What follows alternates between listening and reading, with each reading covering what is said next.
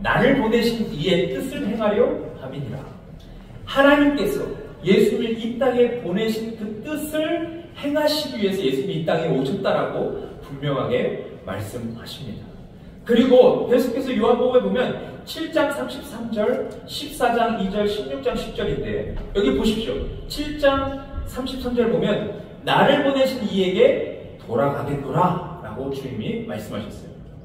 또 14장 2절에도 너희를 위하여 거처를 예비하러 내가 간다 라고 말씀하셨고 16장 10절에도 내가 아버지께로 가니 너희가 다시 나를 보지 못함이라 이렇게 말씀하십니다. 그러니까 여러분 예수님의 진짜 목표는 이 땅에 와서 예수님의 진짜 목표는 십자가의 죽음이 아니라 그것을 넘어서서 부활하시고 그분이 다시 아버지께로 가는 것이 그분의 삶의 목적임을 우리는 알 수 있는 것입니다. 한번 생각해 보십시오. 예수님께서 인간의 몸을 입고 이 땅에 오셨습니다. 성육신 하셨죠. 그리고 십자가와 부활로 모든 것을 다 이루셨어요. 죄와 사망의 권세를 정복하시고, 그렇죠? 우리를 그 모든 속박에서 자유케 해 주셨습니다. 뿐만 아니라 주님은 다시 아버지께로 돌아가셨어요. 여러분 이것은 무엇을 의미합니까? 이것은 예수님께서 이 땅에 오셔서 하나님의 뜻을 다 이루셨다는 것을 말해주고 있는 거예요. 그래서 예수님은 다시 아버지께로 돌아가실 수 있었던 겁니다. 주님께서 십자가에서 외치셨잖아요. 테텔레스타이, 다 이루었다. 여러분 그것은 무엇을 말하냐면 하나님의 뜻, 하나님이 예수를 통해서 이루고자 했던 그 모든 것이 다 끝났습니다. 이루셨습니다. 지금 말씀하신 것이죠. 사도행전에 보면 예수께서 제자들에게 예루살렘을 떠나지 말고 기다리면 너희가 성령으로 침례를 받게 된다라고 말씀하십니다. 그리고 우리가 잘 아는 것처럼 사도행전 1장 8절 중요한 말씀이죠.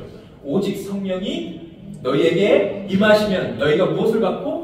권능을 받고 예루살렘과 온 유대와 사마리아와 땅 끝까지 이르러 내 증인이 되리라. 아멘. 그렇습니다. 그래서 성령님이 오시면 우리가 권능을 받아서 증인의 삶을 살게 됨을 말씀하십니다.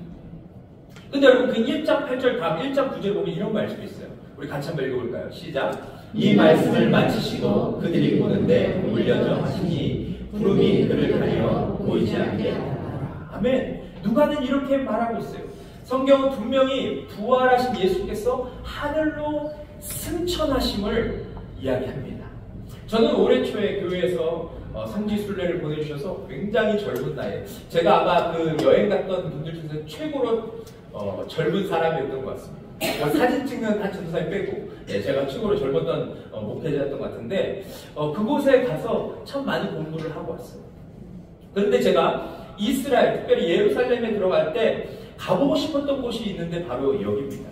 예수님이 승천하셨다고 했던 그 예수 승천교회를 꼭 가보고 싶었어요. 그런데 거기 이 사진에 보시면 여기가 이제 예수 승천교회죠. 모델이 참 괜찮습니다. 네, 보시면 아시겠지만 괜찮죠. 네, 오른쪽에는 뭐냐면 그 이 승천교회 안에 들어가면 이러한 장소가 있습니다. 여기 이 돌 위에 예수님 마지막 발이 올려졌었고 여기에서 예수님이 승천되었다라고 그렇게 이야기를 합니다. 물론 이 교회는 여러 번 전쟁이 있어서 불타 없어지고 다시 세워지고 이런 것을 반복해서 지금 남아있지만 아무튼 중요한 것은 무엇이냐면 제가 거기 가서 느낀 것은 이 예수 승천교회 바로 머지않은 곳에 예루살렘 성전이 있고 그 안에 무슬림과 이슬람과 또 유대인들이 그곳에 있습니다. 분포되어 있어요. 한 성전 안에 예루살렘 그 안에 그 세 종교가 거기에 있어요. 강력한 종교가 거기 안에 있습니다.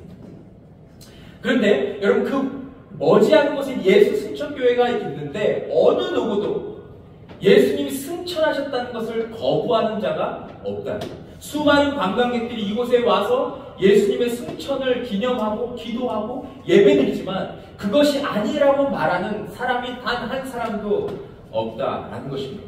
근데 여러분 지금만 그런 것이 아니라 수천 년 전부터 예수님이 승천하신 이 자리는 보존되어 왔고 계속해서 이스라엘에 이것이 남아있어요. 그 이유가 무엇이겠습니까?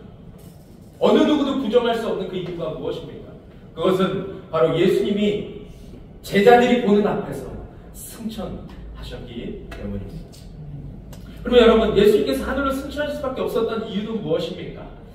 오히려 예수님의 부활의 몸으로 좀 더 이 세상에서 살아계셨다면 더 많은 사람들이 회개하고 예수님을 받아들이고 하나님의 자녀가 될 수 있었잖아요. 그런데 여러분, 예수님께서 그렇게 이 땅에서 40일 동안 계시다가, 부활하시고 40일 동안 계시다가 승천하신 이유가 있는데, 그것은 우리의 구원을 완성시키기 위함입니다. 그것이 바로 승천에 담겨진 의미예요. 히브리서 9장 11절 14절을 한번 같이 보겠습니다. 그리스도께서는 장래 좋은 일에 대제사장으로 오사 손으로 짓지 아니한 것 곧 이 창조에 속하지 아니한 더 크고 온전한 장막으로 말미암아 염소와 송아지와 피로 하지 아니하고 오직 자기의 피로 영원한 속죄를 이루사 단번에 성소에 들어가셨느니라. 염소와 황소의 피와 및 암송아지의 죄를 부정한 자에게 뿌려 그 육체를 정결하게 하여 거룩하게 하거든. 예전에는 그랬지만 하물며 영원하신 성령으로 말미암아 흠없는 자기를 하나님께 드린 그리스도의 피가 어찌 너희 양심을 죽은 행실에서 깨끗하게 하고 살아계신 하나님을 섬기게 하지 못하겠느냐 라고 말합니다. 여기 보시면 예수님이 승천해서 어디로 가셨다고 말하냐면 이 창조에 속하지 아니한 더 크고 온전한 장막이라고 표현하고 있습니다. 이것은 바로 무엇입니까? 바로 하늘의 성소를 가리켜서 이야기하는 것입니다. 그런데 예수님은 그곳에 대제사장으로 하나님의 하늘 성소에 들어가게 되었다라고 표현하죠. 그리고 그 하늘 성소에 들어갈 때 짐승의 피가 아니라 예수님의 그 보배로운 피를 흘리심으로 이제 그곳에 들어가시게 되었음을 성경은 말해주고 있습니다. 그리고 13절 14절 보면 거기에서 영원한 속죄를 이루셨다고 말합니다. 12절 우리 한번 보십시오. 12절에 이렇게 되어 있죠. 염소 송아지와 피로 하지 아니하고 오직 자기의 피로 영원한 속죄를 이루사 단번에 성소에 들어가셨느니라 라고 말하고 있습니다. 우리 주님은 우리를 영원히 깨끗게 하기 위해서 영원한 속죄를 이루셨습니다. 우리의 죄를 그분이 담당하시고 그 죄에 대한 대가를 다 십자가에서 지불하심으로 말미암아 우리 모든 사람의 죄는 이미 다 사함을 받게 되었다라는 것이죠. 이래서 우리는 더 이상 그 죄의 노예로 살지 않아도 되는 것입니다. 왜냐하면 주님께서 우리를 죄의 권세에서 해방시켜 주셔서 이제는 자유함 가운데 살게 인도해 주셨기 때문이죠. 그리고 히브리서 기자는 10장에 보면 2절, 10절, 14절에 이렇게 이야기합니다. 2절에 보시면 단번에 정결케 되어 라고 말합니다. 다시 죄를 깨닫는 일이 없으리니 라고 말하고 10절에 뭐라고 얘기하냐면 단번에 들이심으로 말미암아 우리가 거룩함을 얻었노라. 우리는 전혀 거룩할 수 없는 자잖아요. 그런데 주님께서 단번에 영원한 제사를 드려주심으로 말미암아 우리가 하나님 보시기에 이제 거룩한 존재가 거룩한 백성이 되었음을 선포하고 있습니다. 또한 14절에 한 번의 제사로 영원히 온전하게 하십니다. 이 놀라운 진리의 말씀을 우리는 믿을 수 있게 된 것입니다. 왜 그렇습니까? 주님께서 이 일을 이 땅 가운데서 다 마치시고 하나님 나라에 주님께서 입성하셨기 때문에 그렇습니다. 여러분, 그래서 우리는 이 사실을 통해서 무엇을 깨달을 수 있냐면 우리가 과거의 지은 죄, 현재의 죄, 미래의 죄, 모든 죄가 이미 사해졌음을 우리는 깨달을 수 있어요. 어떤 분들이 이렇게 말합니다. 아니, 지금 우리가 지은 죄, 미래의 죄까지 어떻게 다 씻어받을 수 있냐? 그게 말이 되냐? 라고 이야기하시는 분이 있는데 그렇지 않습니다. 주님께서 이미 단번에 영원한 제사를 드려주셨기 때문에 이제 우리는 과거에 구약의 백성들이 지었던 제사를 드렸던 그런 방법으로 제사를 드리지 않아도 되는 것이죠. 여러분, 유대인들은 그들의 삶에 놀라운 특징이 있는데 그것은 뭐냐면 그들의 전통과 문화와 역사, 정체성, 그것이 흐트러지는 것을 그들은 용납하지 못합니다. 그런데 여러분, 유대인들의 삶에 놀라운 변화가 일어나는데 그것은 뭐냐면 예수 그리스도를 믿는 유대인들이 이제 더 이상 유월절을 지키는 것이 아니라 유월절을 지키는 것이 아니라 그들의 삶에 놀라운 변화는 예수님이 부활하신 그 주일날 그들은 예배한다라는 것입니다. 그리고 그들은 과거에 했던 그 제사를 반복해서 짓지 않습니다. 더 이상 동물을 잡아서 죽이지 않습니다. 더 이상 동물을 통해서 번제나 그런 제사를 드리지 않습니다. 왜 그렇습니까?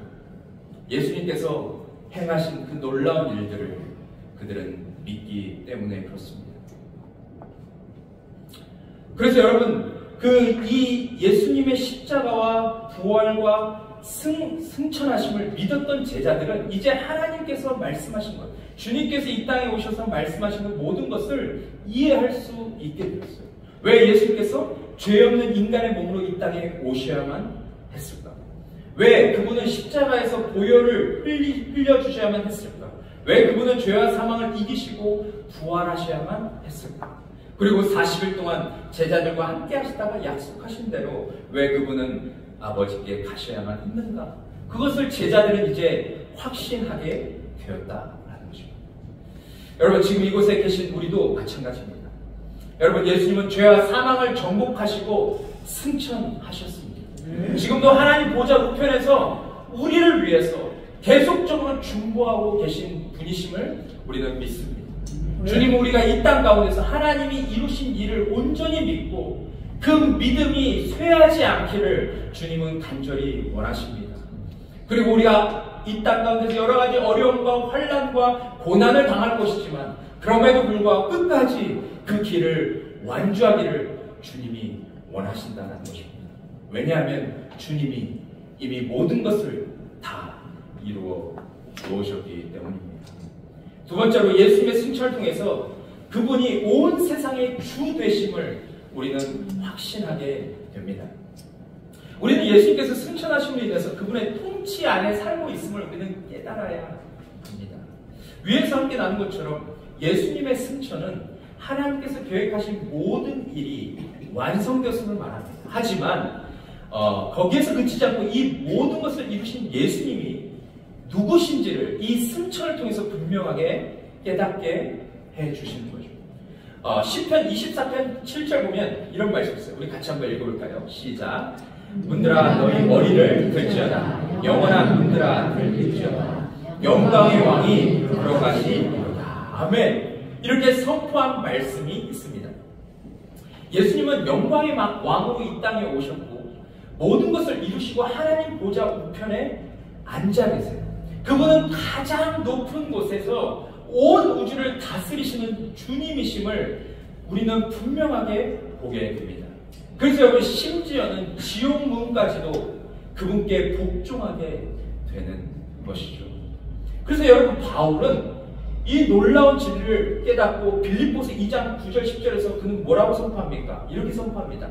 이러므로 하나님이 그를 지극히 높여 모든 이름 위에 뛰어난 이름을 주사 하늘에 있는 자들과 땅에 있는 자들과 땅 아래에 있는 자들로 모든 무릎을 예수의 이름에 꿇게 하시고 모든 입으로 예수 그리스도를 뭐라 한다고 했습니까? 주라 시인하여 하나님 아버지께 영광을 돌리게 하셨느니라. 아멘입니다. 예수께서 십자가의 자리, 가장 낮은 자리까지 내려가시고 하나님께서 원하셨던 모든 계획을 다 이루셨어요. 성취하셨습니다. 그리고 하나님께서 그 아들을 어떻게 하셨습니까? 빌립보서의 말씀 보면 그 아들의 자리를 회복시켜 주시는 것을 보게 됩니다. 그래서 모든 자들이 예수의 이름에 무릎 꿇게 하시고 또 그들의 입으로 예수를 뭐라고 한다 그랬습니까? 그 예수를 주라 시인하게 된다고 선포합니다. 여러분, 이것이 얼마나 영광스럽고 얼마나 기쁜 일입니까? 이 땅에서 우리 주님은 어떠셨습니까? 모진 고난과 멸시와 천대를 받으셨던 주님입니다. 그런데 하나님께서 그 아들이 모든 것을 순종해서 다 이루셨을 때 하나님은 그 아들을 가장 높은 자리에 올려주시고 온 만물을, 모든 만물을 다스리는 권한을 주님께 주셨음을 이야기하고 있는 것이죠. 그래서 이 사실을 믿는다고 우리가 그 주님께 고백할 것은 주님이 나를 위해 십자가를 죽으시고 부활하시고 승천하신 주님이 나의 주님이시오, 나의 왕 되심을 우리는 늘 고백할 수 있어야 하는 것입니다. 그래서 여러분, 우리는 더 이상 죄와 사망에 눌리지 말고 이제는 나아가 이 진리를 선포하며 더 이상 우리는 죄와 사망의 권살에 있는 자들이 아니라 이제는 예수 그리스도를 통해서 우리의 왕 되신 주님이 인도하시기에 우리는 이제 은혜의 삶을 살아가는 자임을 우리 날마다 기억하며 살 수 있기를 바랍니다. 예수님을 너무나 사랑했던 베드로는 예수님의 부활과 승천을 목격하고 난 후에 유대인들에게 이렇게 선포합니다. 사도행전 2장 30절 36절 이 예수를 하나님이 살리신지라 우리가 다 이 일의 증인이로다. 하나님이 오른손으로 예수를 높이심에 그가 약속하신 성령을 아버지께 받아서 너희가 보고 듣는 이것을 부어 주셨느니라. 다윗은 하늘에 올라가지 못하였으나 친히 말하여 이르되 주께서 내 주에게 말씀하시기를 내가 내 원수로 내 발등상이 되게 하기까지 너는 내 우편에 앉아 있으라 하셨도다 하였느니라. 36절 우리 같이 한번 큰 목소리로 읽겠습니다. 시작. 그런즉 이스라엘 온 집은 확실히 알지니 너희가 십자가에 못 박은 이 예수를 하나님이 주와 그리스도가 되게 하셨느니라. 아멘. 여러분, 그곳에 예수님을 죽였던 유대인들이 있었습니다. 그곳에 아마 병사들도 있을 수 있습니다. 그런데 그곳에서 지금 베드로가 강력하게 성령의 충만을 받아서 선포하고 있습니다. 너희가 얼마 전에 십자가에 죽인 그 예수를 하나님이 다시 살리셨다. 뿐만 아니라 하나님께서 예수를 가장 높이 올리셔서 그 보좌 우편에 앉아 계시고 그 예수님께서 가시겠다고 하면 보내주시겠다고 하신 그 성령님을 우리에게 보내주셨다. 근데 이 진리는 그냥 베드로가 선포한 것이 아니라 이미 시편 110편 1절에서 다윗을 통해서 예언했던 그 예언이 성취된 것임을 말해주고 있어요. 그래서 여러분, 우리도 분명히 봐야 합니다. 하나님께서 예수님을 죽음 가운데서 살리시고 하나님 보좌 우편에 앉히심으로 이제 우리는 그 주님을, 우리 예수님을 우리의 주요, 또 그분이 그리스도라고 우리는 선포할 수 있게 된 것입니다. 당대 여러분, 주라는 단어는 이 시저, 로마 황제에게만 썼던 단어잖아요. 그런데 여러분, 어떻게 그 십자가에서 죽은 그 예수를 주라고 고백할 수 있겠습니까? 그렇게 고백했다가는 바로 목이 날아갈 수 있고 가장 끔찍한 처형을 당할 수도 있었는데 어찌 성도들은 그럼에도 불구하고 그 예수를 주요 그리스도라고 고백할 수 있었겠습니까? 그것은 바로 예수님이 승천하시고 하나님 보좌 우편에 앉으신 증거로 성령님을 보내주셨기 때문입니다. 그렇기 때문에 그들은 어떠한 상황 속에서도 이 진리를 거부할 수 없었고 날마다 나의 주 되신 주님을 기쁘시게 하는 그런 성도의 삶을 살 수 있었던 것입니다. 저는 스데반 집사님의 삶을 자주 묵상합니다. 저는 제 인생의 마지막에 정말 스데반 집사님과 같았으면 너무나도 좋겠다라는 그런 생각을 자주 합니다. 근데 여러분, 스데반 집사님 보십시오. 어떻게 이렇게 복음을 선명하게 전하고 순교당하기까지 그 믿음을 지키며 살 수 있었을까요? 그분은 십자가와 부활을 분명히 알았을 것입니다. 하지만 이 스데반 집사님은 거기에 머물러 있지 않았어요. 이 스데반 집사님은 그 부활하신 후에 승천하신 그 주님을 늘 기억하며 확신 가운데 믿음의 길을 걸어갔습니다. 그래서 그 스데반 집사님은 죽음 가운데 있을 때에 그 앞에 있는 사람들에게 외칠 수 있었던 것이 무엇입니까? 그것은 바로 하나님 보좌 우편에 우리 주님이 계신다는 것을 선포합니다. 사도행전 7장 55절 56절 보십시오. 한번 같이 읽어볼까요? 시작. 스데반이 성령 충만하여 하늘로로 주목하여 하나님의 영광과 및 예수께서 하나님 우편에 서신 것을 보고 말하되 보라, 하늘이 열리고 인자가 하나님 우편에 서신 것을 보노라 한대 라고 말하고 있습니다. 아멘 아닙니까? 여러분, 스데반 집사님은 그 죽음 가운데 돌을 던져서 자기의 목숨이 이제 끊어지는 그 상황 가운데서 계속해서 주목해서 봤던 것은 하나님 보좌 우편에 계신 예수 그리스도께 그분의 시선을 고정했음을 보게 됩니다. 그래서 바울이 고백했던 것처럼 예수 그리스도를 위한 일이라면 나의 죽음도 유익하다. 영어로 보니까 to die is to gain. 죽음이 얻는 것이다라고 그는 고백했어요. 여러분 어떻게 이렇게 바울도 놀라운 진리를 고백할 수 있었겠습니까? 그것은 부활하신 주님이 승천하셨어요. 하나님 보좌 우편에 계시기 때문입니다. 뿐만 아니라 이 스데반이 죽음 바로 직전에 또한 했던 말 중에 하나는 우리에게 충격을 안겨줍니다. 59절 60절인데 같이 한번 읽어보겠습니다. 시작. 그들이 돌로 스데반을 치니 스데반이 부르짖어 이르되 주 예수여 내 영혼을 받으시옵소서 하고 무릎을 꿇고 크게 불러 이르되 주여 이 기회를 그들에게 돌리지 마옵소서. 이 말을 하고 자더라. 아멘. 여러분 어떻게 스데반 집사님은 이러한 죽음을 맞이할 수 있었을까요?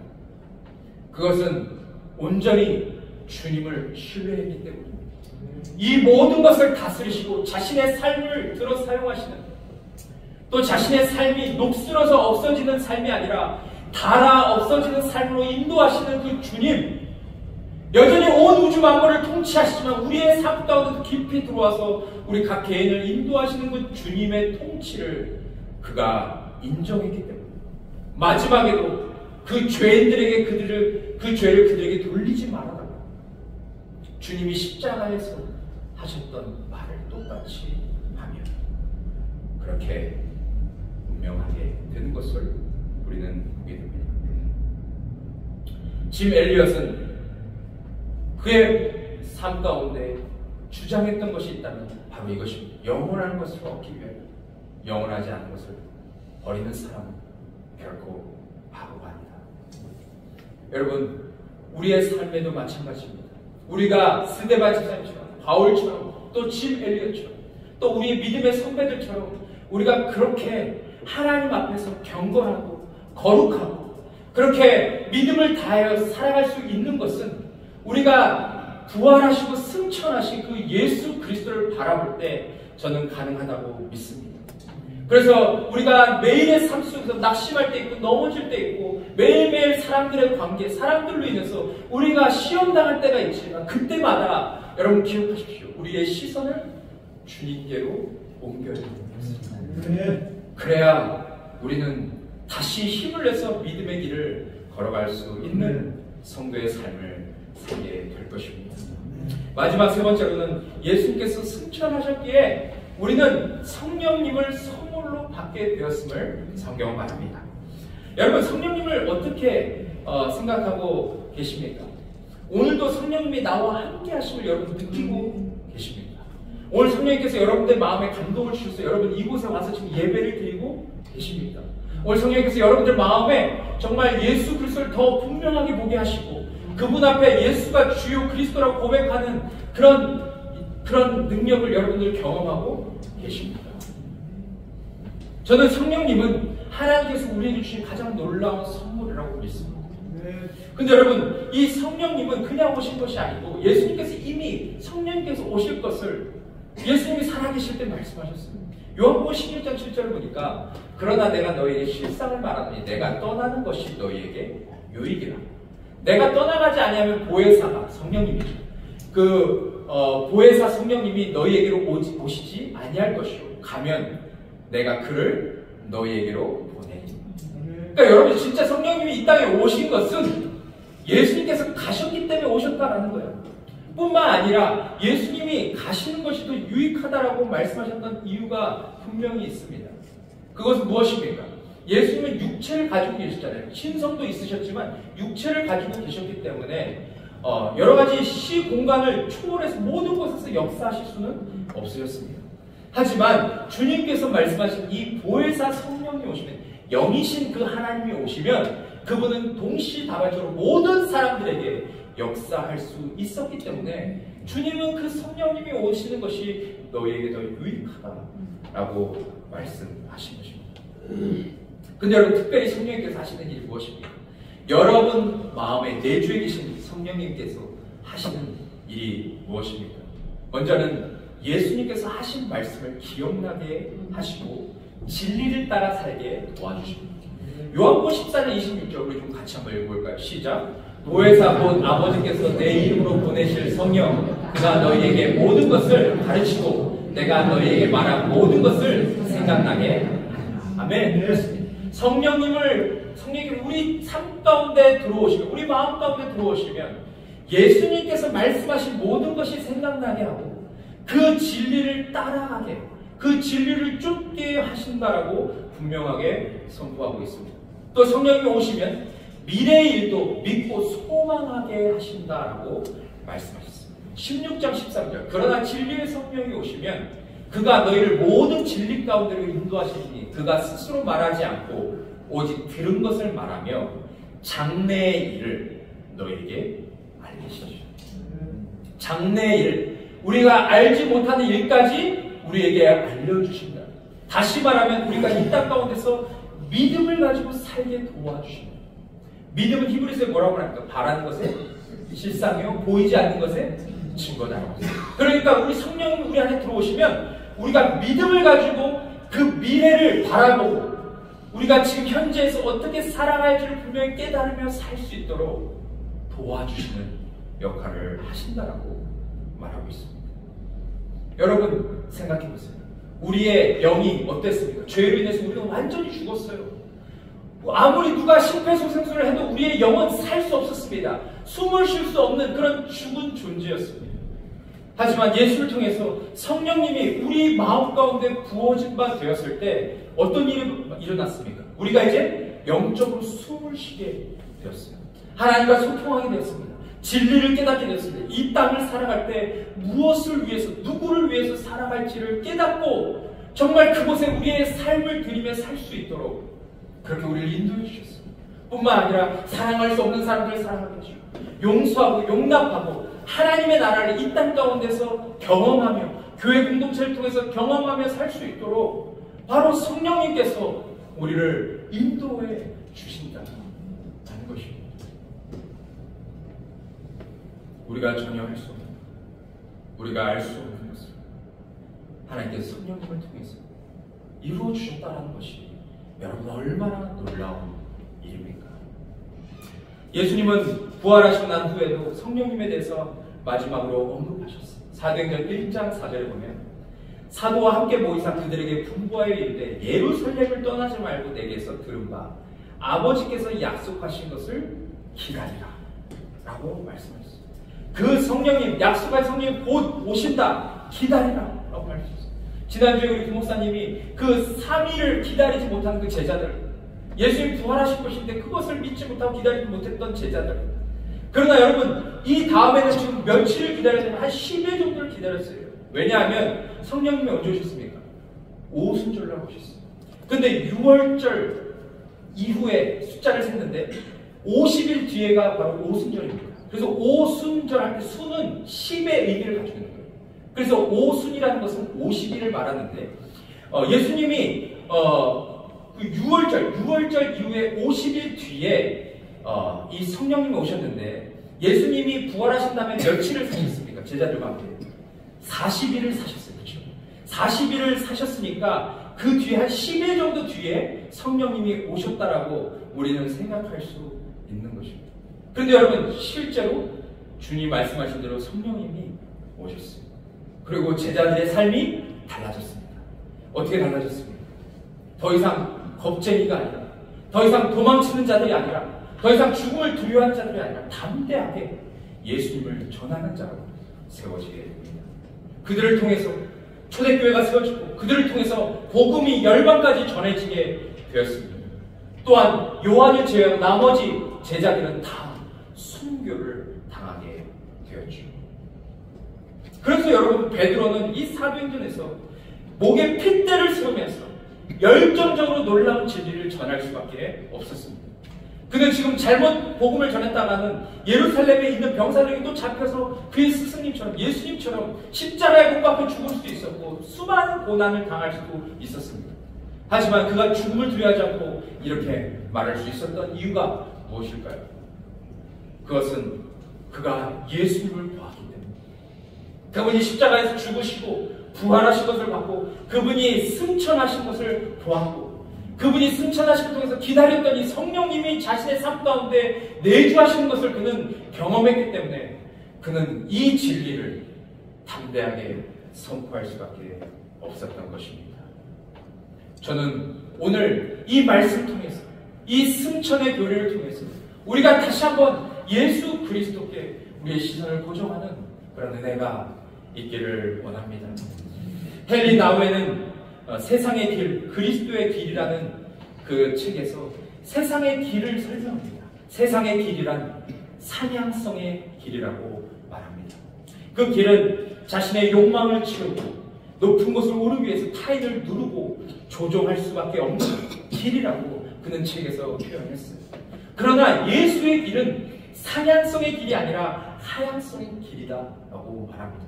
이 길은 자신보다 낮은 곳을 향해서 가는 길이라고 말합니다. 타인을 섬기고 그를 위해서 희생하고 용서하며 사는 그런 길이라고 설명하고 있어요. 실제로 여러분 나우에는 그는 평탄한 삶이 보장되었던 사람이었습니다.